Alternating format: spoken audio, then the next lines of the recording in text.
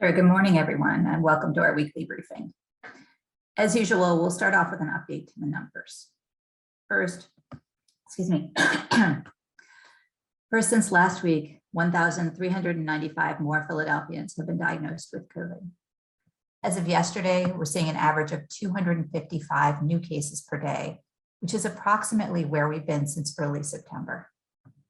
Since Labor Day, the average new cases per day has bounced around in between 230 and 280. We're now averaging more than 7,000 tests per day in Philadelphia. And just as a point of reference, that's around 0.5% of Philadelphians being tested every day, some days as high as 1%. Fewer than 3% of the test results we're receiving are positive. That confirms what the Inquirer has been reporting, that Philadelphia has had the lowest per capita level of COVID in southeastern PA since early September. In terms of vaccines, we're quickly approaching 2.1 million doses administered. Nearly 1.1 million Philadelphians have received at least one dose, which means that more than 80% of all people who are eligible and 86.6% of adults have gotten at least one dose. More than 880,000 Philadelphians are fully vaccinated, which means that nearly 66% of all people who are eligible and 70.9% of adults are fully vaccinated. In terms of equity, we continue to see progress on narrowing the disparity in vaccination for adults under age 45 and to see vaccine equity among those 45 and over. And boosters continue to be administered throughout the city. As I reported last time we talked, about 8,000 of the doses administered last week were booster doses, meaning that more than 32,000 boosters total have been given out. Booster doses are important because they help prevent breakthrough cases, particularly among those who are over age 65 or have either underlying medical conditions or high-risk occupations.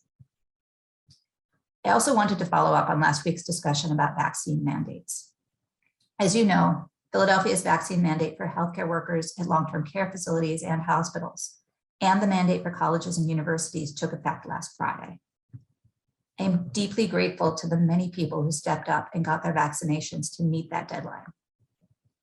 We're still waiting on the final data from the last few days before the mandate took effect, and for the results of the survey that went out to long-term care facilities. But so far, the data look very encouraging, including a steep increase in the vaccination rate for long-term care workers to at least 90%, even without the final days of data. The remaining healthcare workers must be vaccinated by this Friday, October 22nd. That means that all remaining healthcare workers must either have had at least one dose of COVID-19 vaccine or have a medical or religious exemption by this Friday. There are vaccine sites all over the city that would be happy to provide doses to those workers. Remember that there is no philosophical exemption for these vaccine mandates. Testing is only an alternative option for those who have religious or medical exemptions. Now, as we start to feel the fall chill in the air and know that people will soon be spending more time inside, we have a clear choice in front of us. We can do everything possible to avoid another fall and winter surge in COVID cases, hospitalizations, and deaths. Or we can choose to protect ourselves, our families, and each other. For those of you who are still unvaccinated, that means stepping up and getting your shots.